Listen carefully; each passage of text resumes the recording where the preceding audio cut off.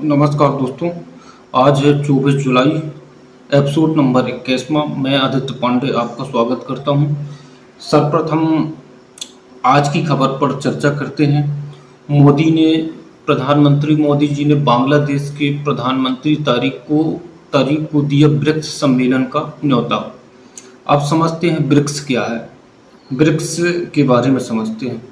BRICS जो है सर्वप्रथम चार देशों का एक समूह था, जो कि भारत, ब्राजील, चाइना और रूस, चार देशों के रूप में वर्ष 2009 में इसकी स्थापना की गई थी। तब इसे ब्रिक नाम से जाना जाता था। फिर इसमें एस जुड़ गया वर्ष 2010 में, मतलब साउथ अफ्रीका भी इसमें जुड़ गया। और दुनिया की 41% आबादी को ब्रिक्स संगठन कवर करता है और जीडीपी का 37% से ज़्यादा आकार इसमें कवर करता है। और 1 जनवरी 2024 को इसमें 4 नए देश शामिल हुए।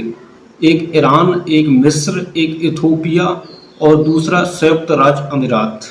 4 देश इसमें शामिल हुए और इसका वार्षिक शिखर सम्मेलन का आयोजन किया जाता है, जो कि बहुत ही महत्वपूर्ण होता है। सर्वप्रथम वार्षिक शिखर सम्मेलन का आयोजन जो है रूस में किया गया था और वर्ष 2025 का जो सम्मेलन था ब्राजील में आयोजित किया गया था। और वर्ष 2026 का अभी जो सितंबर में प्रस्तावित है, 12 से 13 सितंबर को जो प्रस्तावित है, वह भारत की राजधानी नई दिल्ली में होगा। और इसके लिए हमारे प्रधानमंत्री जी ने बांग्लादेश के प्रधानमंत्री तारिक को इनवाइट किया है। और यह एक महत्वपूर्ण चीज़ इसलिए है क्योंकि जो बांग्लादेश में अभी नई सरकार का गठन हुआ है, इससे पूर्व जो बांग्लादेश की सरकार थी वह कट्टरपंथी के तौर पर जानी जाती थी। कहीं ना कहीं उसका झुकाव चाइना एवं पाकिस्तान की तरफ अधिक था और उन्होंने ऐसे कदम भी उठाए थे इससे पूर्व। और अब नई सरकार बांग्लादेश में बनी है तो उन्होंने बांग्लादेश के आर्थिक विकास पर ज़्यादा ध्यान दिया है। उनका यही प्रमुख नारा था। तो इसी के समकक्ष संबंध सुधारने हेतु प्रधानमंत्री जी ने उन्हें प्रथम बार आधिकारिक तौर पर न्योता दिया है, जो कि एक अतिथि देश के रूप में किसी भी देश को बुलाया जा सकता है जहां पर ब्रिक्स सम्मेलन हो रहा है उस देश के द्वारा। जैसे भारत के द्वारा यह ब्रिक्स सम्मेलन आयोजन हो रहा है तो उसके द्वारा बुलाया जा सकता है। और इस ब्रिक्स सम्मेलन में महत्वपूर्ण विषयों पर चर्चा हो सकती है, जैसे कि भारत क्षेत्रीय साझेदारी संवाद को प्राथमिकता देगा और व्यापार एवं उद्योग पर चर्चा हो सकती है। एआई एवं साइबर सिक्योरिटी पर चर्चा हो सकती है। आजकल साइबर का मुद्दा, साइबर फ्रॉड बहुत हो रहा है, इस मुद्दे पर चर्चा हो सकती है। समुद्रिक रक्षा सुरक्षा पर चर्चा हो सकती है और साइबर अपराध पर चर्चा हो सकती है। विभिन्न बिंदुओं पर चर्चा हो सकती है। अगली खबर है, हवा से ही दुश्मन को राख करेगी कूसा मिसाइल का हुआ परीक्षण। अब समझते हैं कूसा क्या है। कूसा के बारे में समझते हैं। ऑपरेशन सिंदूर के बाद भारत की जो सैन्य क्षमता है लगातार बढ़ रही है। लगातार स्वदेशी निर्माण लगातार होता जा रहा है। रक्षा सुरक्षा के क्षेत्र में लगातार भारत की ताकत बढ़ी है। उसमें एक महत्वपूर्ण डीआरडीओ के द्वारा महत्वपूर्ण कदम उठाया गया।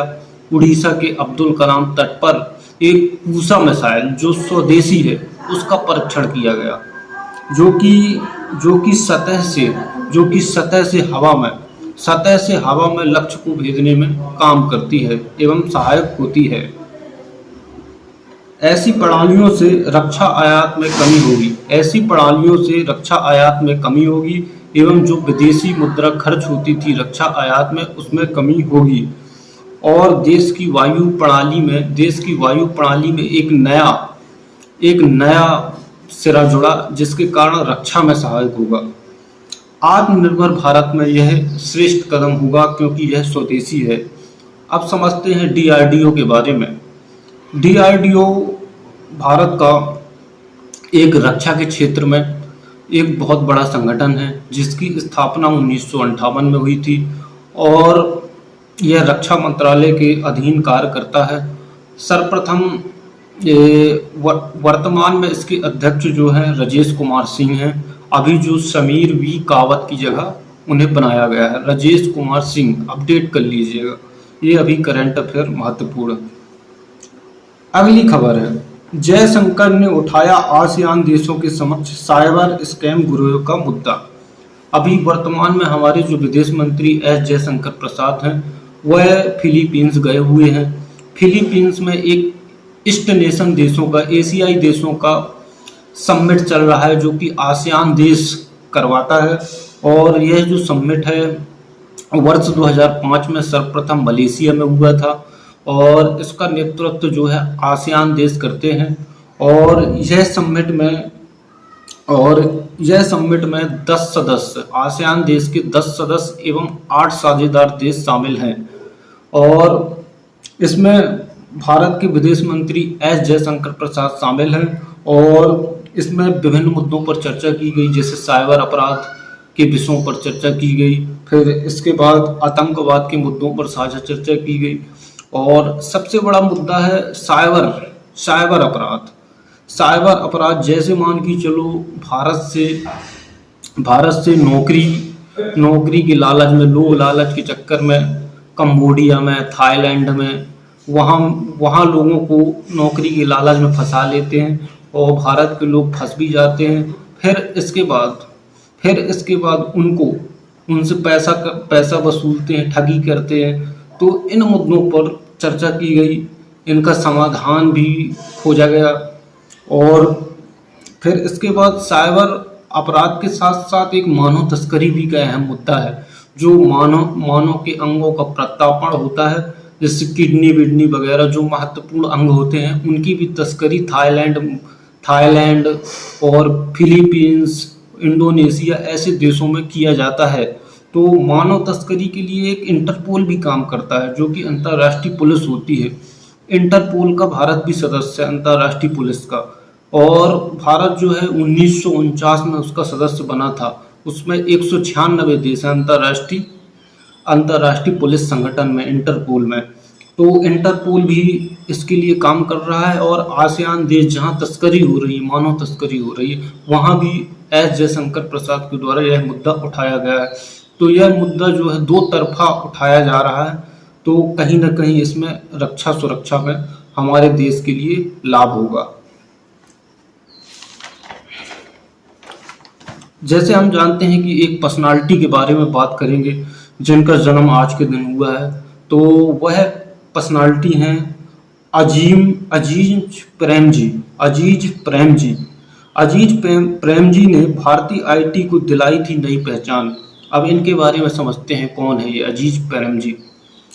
उद्योगपति, समाजसेवी, विप्रो के पूर्व अध्यक्ष अजीज प्रेम जी का जन्म आज के दिन ही 1945 में मुंबई में हुआ था। 1966 में पिता के निधन के बाद खाद्य तेल कंपनी से अपना जो है करियर को संभाला एवं इसके बाद वह देश की अग्रणी कंपनी आईटी कंपनी विप्रो की स्थापना कर दी और विप्रो को कई देशों में जाकर वैश्विक पहचान दिलाई एवं अपनी संपत्ति का बड़ा हिस्सा शिक्षा एवं समाज सेवा में प्रदान किया। इसीलिए उन्हें दानवीर भी कहा जाता है और वर्ष 2005 में उन्हें पद्म भूषण पुरस्कार से नवाजा गया। फिर इसके बाद वर्ष 2011 में देश का दूसरा सबसे बड़ा सम्मान पद्म विभूषण भी प्रदान किया गया। यह देश के लिए एक महत्वपूर्ण उपलब्धि थी और नमस्कार, धन्यवाद। नेक्स्ट एपिसोड में मिलते हैं कल। जय हिंद, जय भारत।